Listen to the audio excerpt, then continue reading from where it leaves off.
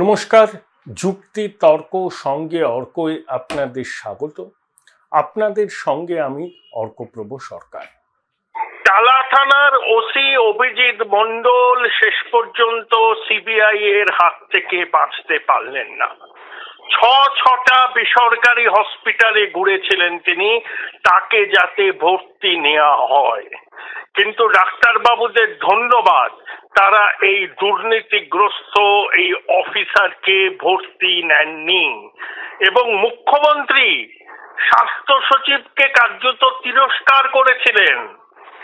Audacity কি private হসপিটালগুলোর আমার ওসিকে ভর্তি নিচ্ছে না, সেই ওসির কীর্তি ফাঁস হলো, তথ্য প্রমাণ লোপাট এবং একই সঙ্গে মৃতদেহ সৎকারের পর কেন এফআইআর করা হয়েছিল, সিবিআই গ্রেপ্তার করলো। অর্থাৎ পরিষ্কার হয়ে যাচ্ছে কত গভীর ষড়যন্ত্র এই তিলোত্তমার ধর্ষণ ও খুনের পিছনে।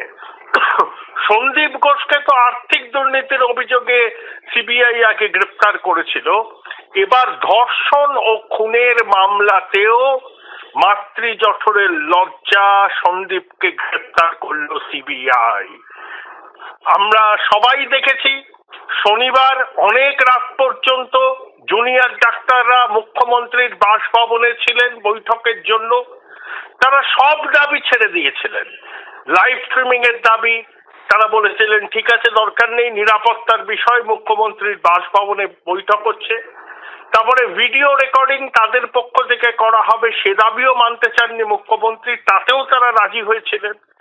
তারপর যখন মুখ্যমন্ত্রী নিজে বললেন যে মিনিটস অফ দ্য মিটিং এ দুপক্ষের সই থাকবে, তাতেও রাজি হয়েছিলেন আন্দোলনকারী চিকিৎসকরা। কিন্তু চন্দ্রিমা ভট্টাচার্য বলে গেলেন জুনিয়র চিকিৎসকদের দাবি যে অনেক দেরি হয়ে গেছে, এখন তোমরা চলে যাও, না গেলে নাকি বাস ডেকে তোমাদের সরিয়ে দেওয়া হবে। আমরা সবাই দেখেছি যে কান্নায় ভেঙে পড়ছেন আন্দোলনকারী চিকিৎসকরা। এখন বুঝতে পারছি এই সময় বোধহয় মুখ্যমন্ত্রীর কাছে খবরটা পৌঁছয় যে টালা থানার ওসি অভিজিৎ মণ্ডলকে গ্রেপ্তার করেছে সিবিআই। তারপর কোন মুখে তিনি মিটিং এ থাকবেন বলুন আমাদের সুধী দর্শকরা? আর কি সম্ভব?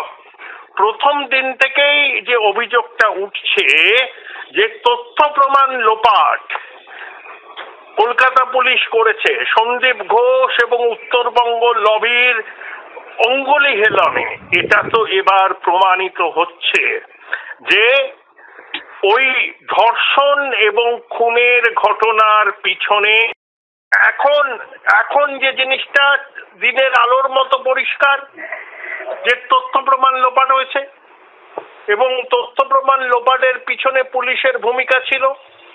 এবার বিনীত গোয়েল কি বলবেন? আই এম অ্যাংরি, 14ই অগস্ট রাতে এসে তিনি কার্যত আর্তনাদ করছিলেন, সংবাদ মাধ্যমের উপর দোষ চাপিয়ে দিয়ে পাপস্খলনের চেষ্টা করেছিলেন বিনীত গোয়েল। তার ফোর্স একজন পদস্থ আধিকারিক, ওসি মানে যথেষ্ট পদস্থ আধিকারিক, তাকে তথ্য প্রমাণ লোপাট এবং দেরিতে এফআইআর জন্য যখন সিবিআই গ্রেপ্তার করে, তখন বিনীত গোয়েলের এক মুহূর্ত পদে থাকার অধিকার নেই, এক মুহূর্ত। Immediately he has to tender his resignation, কারণ তিনি কলকাতা পুলিশের অধিনায়ক। তার সৈনিকরা যদি এত সেন্সিটিভ একটা তদন্ত প্রক্রিয়ায় তথ্য প্রমাণ লোপাট করে, দেরিতে এফআইআর করে, কাদেরকে বাঁচাতে চাইছিলেন কলকাতার পুলিশ কমিশনার, টালা থানার ওসি? ওই যে মুখ্যমন্ত্রী বলেছিলেন না, আমি ঝাড়গ্রাম থেকে গভীর রাত পর্যন্ত বিনীতের সঙ্গে কথা বলেছি। এবার তো আস্তে আস্তে প্রমাণিত হবে যে অত রাত পর্যন্ত তিনি বিনীত গোয়েলের সঙ্গে কি কথা বলেছিলেন। এক মুহূর্ত আর বিনীত গোয়েলের পদে থাকার অধিকার নেই।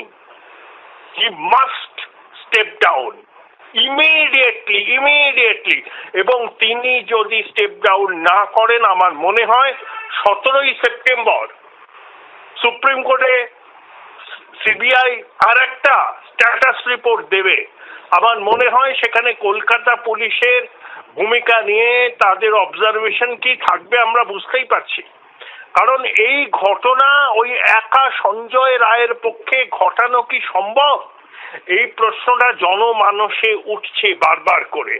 এবং একেবারে শনিবার রাত 9:30 নাগাদ যেভাবে টালা থানার ওসিকে শোন অ্যারেস্ট, তথ্য প্রমাণ লোপাট, দেরিতে এফআইআর রুজু করার জন্য সিবিআই গ্রেপ্তার করেছে, তাহলে আমি বলতে বাধ্য হচ্ছি যারা সিবিআই এর তদন্ত নিয়ে স্নেহ প্রকাশ করে তারা একটু চুপ থাকুন।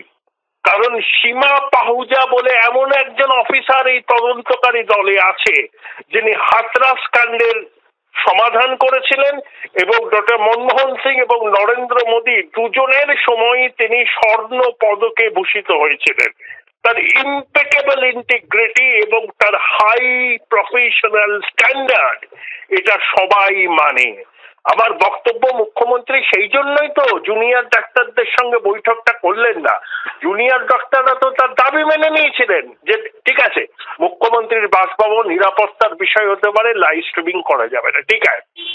তারপরে ভিডিও রেকর্ডিং করা সম্ভব নয়, ভিডিও রেকর্ডিং এর লিঙ্ক পরে পাঠানো হবে, সুপ্রিম কোর্ট একটা ফাইনাল ভার্ডিক্ট দিলে সেটাও জুনিয়র ডাক্তাররা মেনে নিয়েছিলেন। তারপরে মুখ্যমন্ত্রী যখন বললেন যে মিনিটস অফ দ্য মিটিং এ তিনি সাইন করবেন বা তার পক্ষ থেকে কেউ করবেন এবং জুনিয়র ডাক্তাররা সাইন করবেন, জুনিয়র ডাক্তাররা সেটাও মেনে নিয়েছিলেন।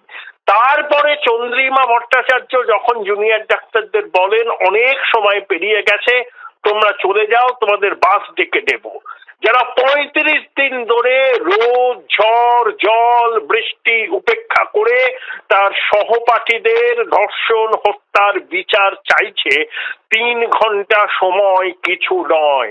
এটা শুধু জুনিয়র ডাক্তারদের আন্দোলন নয়, পশ্চিমবঙ্গের প্রত্যেকটা শুভবুদ্ধি সম্পন্ন গণতন্ত্র প্রিয় মানুষের আন্দোলন। আমরা ভুয়ো ডাক্তার চাই না, আমরা চাই প্রকৃত ডাক্তার। এবং উত্তরবঙ্গ লবির যে গিটার বাদক মেঘের আড়ালে লুকিয়ে থেকে স্বাস্থ্য মন্ত্রকটা পরিচালনা করে, কেন সিবিআই উত্তরবঙ্গ লবির মাথাদের কাছে পৌঁছচ্ছে না? আর্থিক দুর্নীতির তদন্তে এবার আমার মনে হয় স্বাস্থ্য ভবনে ইডির হানা দেওয়া সময়ের অপেক্ষা। এবং আমার মনে হয় যে মুখ্যমন্ত্রী খবরটা পেয়ে গেছিলেন, তার প্রিয় অভিজিৎ মন্ডল টালা থানার ওসিকে গ্রেপ্তার করেছে সিবিআই, এবং তারপরে তিনি যদি জুনিয়র ডাক্তারদের সঙ্গে বৈঠক করতেন তাকে ব্যারেজ অফ কোশ্চেনের মুখোমুখি হতে হতো। তাই অনেকক্ষণ হয়ে গেছে এই অজুহাত দিয়ে তিনি বৈঠকটা বাতিল করলেন। অর্থাৎ যে অভিজিৎ মন্ডল 6টা নার্সিং হোমের দ্বারে দ্বারে ঘুরেছেন, আমায় ভর্তি করো আমায় ভর্তি করো, 6 জন ফিরিয়ে এনেছে। মুখ্যমন্ত্রীর কথা আমার দর্শকদের নিশ্চয়ই মনে আছে, তিনি বলেছিলেন স্বাস্থ্য সচিবকে, কি অডাসিটি, আমার একজন পুলিশ অফিসার গেছে তাকে ভর্তি নিচ্ছে না। এখন অভিজিৎ মন্ডল কেন হসপিটালে ভর্তি হতে চেয়েছিলেন এবার পরিষ্কার। যেভাবে পিজি হসপিটালের উডবান ওয়ার্ডে সিবিআই ইডির তদন্তের আওতায় থাকা প্রভাবশালীরা ঢুকিয়ে থাকতেন, ঠিক অভিজিৎ মন্ডল এই চেষ্টাটা করেছিলেন। তিনি সরকারি হসপিটালে চৌকাঠ মারাননি, কারণ junior doctor, resident doctor, senior অধ্যাপক চিকিৎসকদের মুড বুঝতে পেরেছিলেন তিনি। তাই বেসরকারি হসপিটালের আঁচলের তলায় লুকোতে চেয়েছিলেন, কিন্তু 6টা বেসরকারি হসপিটাল তাকে ফিরিয়ে দিয়েছিল, কারণ তারাও সিবিআই তদন্তের আওতায় আসতে চায়নি। দেখুন, ডাক্তাররা কোন মানুষ গেলে তার যদি শারীরিক অস্বস্তি হয়, ডাক্তাররা যদি মনে করেন তাকে হসপিটালে ভর্তি করতে হবে, নিয়ে নেন, কখনো ফেরত দেন না। কিন্তু চিকিৎসকরা যদি মনে করেন যে যিনি এসছেন তার শারীরিক অবস্থা এমন নয় যে এই মুহূর্তে তাকে অ্যাডমিট করতে হবে, তারা কিন্তু ভর্তি করেন না। দেখুন আমাদের রাজ্যের ট্র্যাডিশন কি, প্রভাবশালীরা হসপিটালে বাড়ির মতো করে থাকেন, আরামেই থাকেন, holiday home. SSKM A dean of student ওই কনভেনশনে বলেছিলেন যে আমাদের লজ্জা লাগে, এসএসকেএম হচ্ছে প্রভাবশালীদের হলিডে হোম। এখন আমরা বুঝতে পারছি মুখ্যমন্ত্রী কেন জুনিয়র ডাক্তাররা তার সবকটা দাবি মেনে নেওয়া সত্ত্বেও বৈঠকটা এড়িয়ে গেলেন। অর্থাৎ টালা থানার ওসিকে সিবিআই তথ্য প্রমাণ লোপাট দেরিতে এফআইআর করার জন্য গ্রেপ্তার করেছে, এই খবর আসা মাত্র মুখ্যমন্ত্রী আর জুনিয়র ডাক্তারদের মুখোমুখি হওয়ার সাহস দেখাতে পারেননি। এবং তার প্রিয় সন্দীপ ঘোষ, যিনি 4 ঘন্টার মধ্যে ন্যাশনাল মেডিকেল কলেজের অধ্যক্ষ পদে নিয়োগপত্র পেয়েছিলেন, তাকে তো আগে দুর্নীতির অভিযোগে সিবিআই গ্রেপ্তার করেছিল, এবার তিলোত্তমার খুন ও ধর্ষণের বিষয়কেও তাকে গ্রেপ্তার করলো। এবার আমরা বুঝতে পারছি তো যে কত গভীরে প্রথিত এই হত্যা রহস্যের জাল। পরতে পরতে সরকারি মেডিকেল কলেজ হসপিটালে দুর্নীতির শিকড় ছড়িয়ে গিয়েছে। আমি আশাবাদী, আমার দর্শকরাও মনে হয় আশাবাদী যে 17ই সেপ্টেম্বর সুপ্রিম কোর্টে সিবিআই যে স্ট্যাটাস রিপোর্ট দেবে তাতে অনেক চমকপ্রদ তথ্য থাকবে এবং একই সঙ্গে খুন কোথায় হয়েছে, খুনের মোটিভ কি, খুন একজন করেছে না একাধিক ব্যক্তি ইনভলভ, সে সম্পর্কে একটা স্পষ্ট দিক নির্দেশ আমরা পাবো।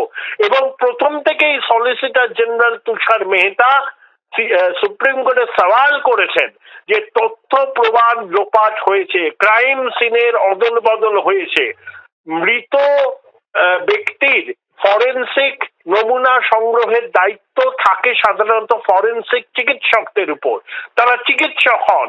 এখানে কিন্তু মৃতদেহের ফরেনসিক নমুনা কোনো চিকিৎসক সংগ্রহ করেনি, করেছে ফরেনসিক বিশেষজ্ঞরা এবং সিভিক ভলেন্টিয়ার। তাহলে আমাদের বুঝতে অসুবিধা নেই, প্রথম থেকে তথ্য প্রমাণ লোপাটের মরিয়া প্রচেষ্টা হয়েছে। কেন মৃতার পরিবারকে এতক্ষণ অপেক্ষা করে রাখা হয়েছিল তিলোত্তমার মুখ দেখবার জন্য? কেন তাকে বারবার বলা হয়েছিল আপনার মেয়ে অসুস্থ, চলে আসুন, তারপরে বলা হয়েছে আত্মহত্যা করেছে? কি জেনেছে জন্য 31 বছর বয়সী এই মেয়েটিকে চলে যেতে হলো এবং আমাদের নির্মম সত্যের সামনে দাঁড় করিয়ে দিল? অপরাধীদের ছাড়া চলবে না। পশ্চিমবঙ্গে জনতা জাগরুক হয়েছে। এই স্বাস্থ্য ভবন সহ সমগ্র প্রশাসনের অন্দরের এই যে দুর্নীতির শিকড় বাকড় উপড়ানোই হচ্ছে এখন আমাদের একমাত্র কর্তব্য। এই উৎসবের আনন্দে আমরা স্নান করব, আমরা শারদোৎসব, আমরা দুর্গাপুজো করব, মৃন্ময়ী মাতৃমূর্তির মধ্যে চিন্ময়ী জগৎ মাতার সন্ধান করব, আমরা মা দুর্গার কাছে করজোড়ে প্রার্থনা করব যে এই চৌর্যবৃত্তির সাম্রাজ্য থেকে 11 কোটি বঙ্গবাসীকে আপনি মুক্তি দিন মা। এটাই হবে আমাদের প্রার্থনা। সত্যের সব সীমা অতিক্রম করেছে, জল মাথার উপর দিয়ে বইছে। অন্ধ যদি আমরা হয়ে থাকি তাহলে কিন্তু প্রলয় বন্ধ থাকবে না। আমরা এমন একটা সন্ধিক্ষণে দাঁড়িয়ে আছি, ইতিহাসের সন্ধিক্ষণে। এখন যদি আমরা ঘরের আরামে স্বাচ্ছন্দ্যে, আমার ঘরে তো আগুন লাগেনি বলে দরজা বন্ধ করে থাকি, ভবিষ্যৎ প্রজন্ম ক্ষমা করবে না এবং একই সঙ্গে ইতিহাস আমাদের ডাস্টবিনে নিক্ষেপ করবে। সুতরাং যে আন্দোলনটা করছে আমাদের ছোট ছোট ছেলেমেয়েরা, সন্তান সম, সেই আন্দোলনকে আমাদের সমর্থন তো সবাই করছে, নৈতিকভাবে কেউ প্রত্যক্ষভাবে, এবং তারা যে আজকে তাদের স্নায়ু টান টান করে রেখে মুখ্যমন্ত্রীর সঙ্গে শেষ মুহূর্ত পর্যন্ত কথাবার্তা চালিয়ে গেছেন, তাদের শত কুর্নিশ প্রাপ্য। এবং এখন বুঝতে পারছি যে অভিজিৎ মন্ডল টালা থানার ওসির গ্রেপ্তারির পর মুখ্যমন্ত্রীর মনোবল ভেঙে গেছে। তাই তুচ্ছ অজুহাত দিয়ে সময় হয়ে গেছে অনেক, মুখ্যমন্ত্রী বৈঠকটা করলেন না। আসলে ততক্ষণে তার কাছে খবর চলে এসছে যে অভিজিৎ মন্ডলকে সিবিআই গ্রেপ্তার করেছে। এক মুহূর্ত বিনীত গোয়েলের কমিশনার পদে থাকার যোগ্যতা নেই। He must resign, must resign, must resign. Join Indian Institute of Hotel Management now. Right choice, right decision.